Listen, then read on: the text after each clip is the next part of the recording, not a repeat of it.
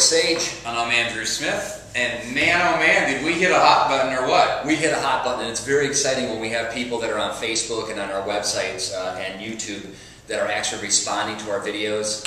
It fires me up. I love it. I love it. I absolutely love it because the interaction is what we thrive on. And the more we get, the more we're going to respond, and the more we're going to put different viewpoints out. And and remember, a lot of what we will talk about is some of it is opinion, some of it is fact based upon education, and some of it's just our current market, what's happening in our particular market. Exactly, and we absolutely love the feedback. And the thing that we're talking about here is the earnest money deposit going into escrow prior to short sale approval. And we have had an absolute flood of comments back. Yeah. Some people absolutely know, others, hell yeah, basically. I know. Yeah. And that's been fantastic. We love to see that. And we just wanted to touch on the topic one more time. What it seems to be is your opinion on it seems to vary depending upon you mostly work as a listing agent or if you mostly work as a buyer's agent. Right. Which is fairly interesting because I thought we gave a pretty valid point as to if you were a buyer's agent, why you might want that level of commitment out of it.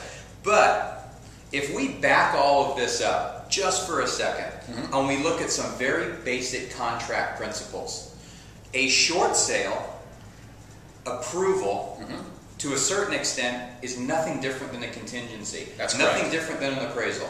The bank is not selling the home. No. Okay, now the contract states that in order to have a valid contract, you need acceptance by both parties, in this case buyer and seller, and you also need consideration. Consideration. Consideration. So our question is, if you have a buyer that submits a valid offer, a great offer, you have a seller that says, yes, this is a great offer, and signs it, and it says that there's going to be consideration, but there isn't yet pending the approval. Now, I don't want to get into, I know we have addendums that cover when that's going to be done, and we don't want to cross over into strict requirements on those addendums, but when the bank looks at it, there's no consideration. Is there a contract? Is there a valid offer? I mean, let's break this down to actually purchasing a car, okay? Because that's usually like one of the second largest investments an individual is going to make.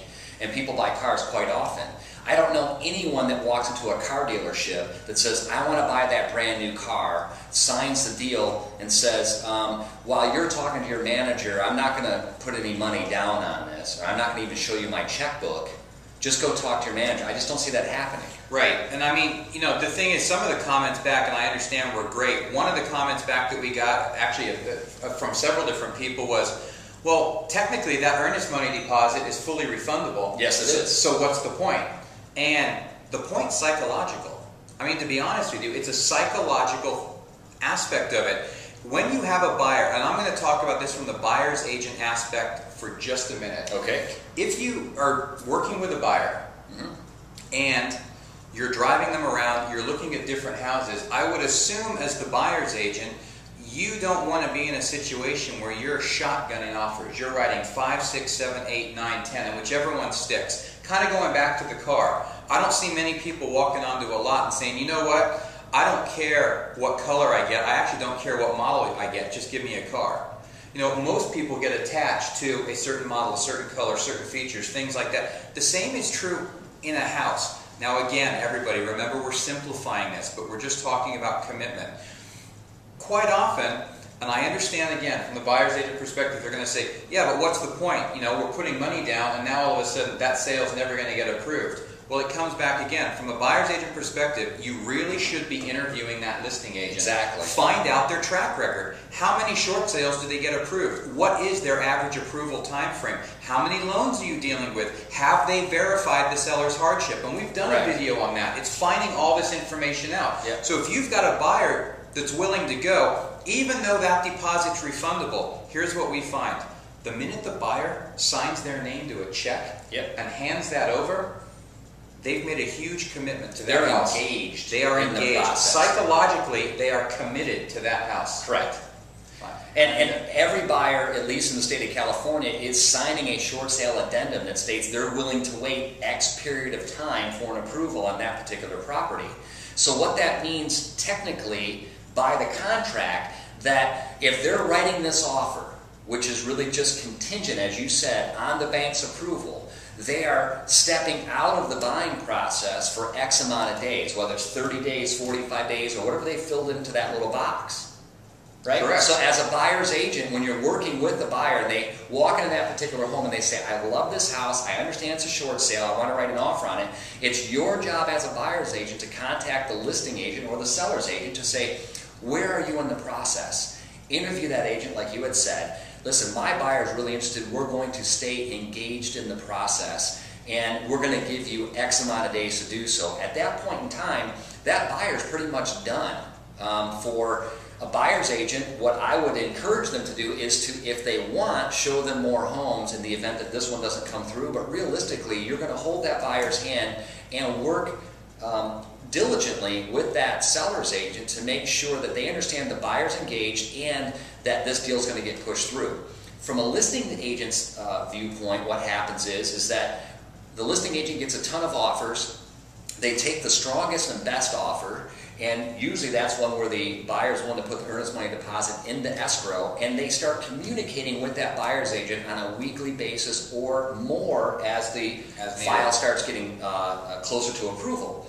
When all parties are engaged like that, we seldom, if ever, see them fall out of escrow. Correct. I mean, the big thing is, I mean, obviously I understand the protection of the buyer, but what we don't want to see or what we don't recommend seeing is if you've submitted that offer, and as a part of that addendum, it says that you're going to wait 45 days. One of the worst things is you get 15, 18, 20 days into it, you suddenly get a withdrawal of offer because they found another house. They're going to write an offer on another short sale. They right there didn't even follow the contract that they just signed. Yeah. You know, so therein comes the rub, so to speak, in looking at it back and forth. You know, I completely agree. Yeah. You know, and I understand both sides of it, but we're just saying if that buyer is willing to commit and they say on the day that they're signing that contract they're willing to wait 45 days, they need to wait 45 days. And if you're not getting updates from that listing agent, contact them, call them. You should be getting updates. They should spell all out exactly what you should expect. There should be expectations laid out clearly up front on how this is going to work. Hey, this is no, in my humble opinion, this is no different than buying an REO or a standard property. If it's a standard sale, that buyer's agent is going to contact the seller's agent to say, I have a buyer that's absolutely interested in this property. We're going to write an offer at this. They send the offer over, and then they stay in communication with that selling agent from the time that the offer sent over until they actually close escrow. I mean, let me tell a little story here. Back when I started selling real estate, before the MLS was on the internet, okay, the agent representing the buyer would physically go to the office of the listing agent or to the seller's house and present the offer. Okay, and there was a bond or a relationship built at that point in time. People actually have to see each other? That they actually interacted. And sometimes what I would do is I'd actually have my buyer come with me because I have nothing to hide in negotiating, right? I'd have the buyer come with me. This way we could sit down with that seller and say, remember this couple here with the brand new baby? They really love your property. All of a sudden everyone is engaged. We get that deal closed. What's happened here in our industry is that technology is fantastic, but the personal side of our business has kind of fallen to the wayside, and the ego of a lot of the listing agents, whether it's standard, REO, or short sales, have gotten in the way of our entire process. If we all work together to raise the bar in our industry, we won't have these types of videos. People say, yeah, we all put earnest money deposit down, and our buyer understands we have to wait. So I know I kind of went on a tangent there, but the point is that we do not really have a true contract unless there is consideration. We all know this. Probably the first 3 chapters of getting your real estate license talks about agency, it talks about contracts, it talks about how to actually be a professional in the business. Correct. And again, we completely understand that the counterpoint to that could be, well, if we don't get bank approval, technically we're not going to have a contract to move forward one anyway, and completely understand that. So again, it really is a question of open communication between all the parties so that the expectations are clearly defined.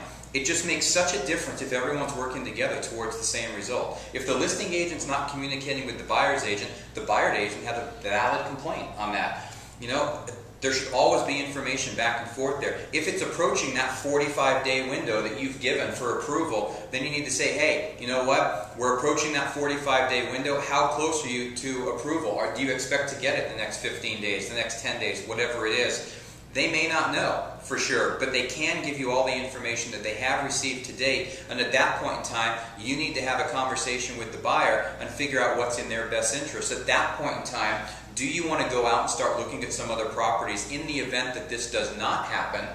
Or are you going to hang on for a little while? If you hang on, you should really add on an extension of time. They have to, because the offer expires. Exactly. Remember, a short sale, as you so eloquently said, is no different than a standard sale contingent upon someone else's approval. If there's a divorce case on a standard sale, and the husband's going to sign this actual purchase agreement, but the husband's out, or the wife is out of town, we don't have a contract till the wife signs that. Right. We don't have an agreement to this contract. It's no different.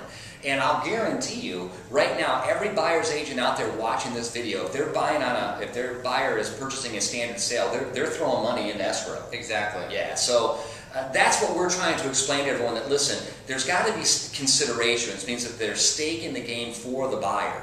It's a much stronger offer, and added to that, when the listing agent or seller's agent sends that packet off to the bank to show that we have a strong qualified buyer, and they say, listen, on top of that, they have money in escrow waiting for approval, psychologically, what do you think that loss mitigator is going to do? It's a lot more legitimate. Right.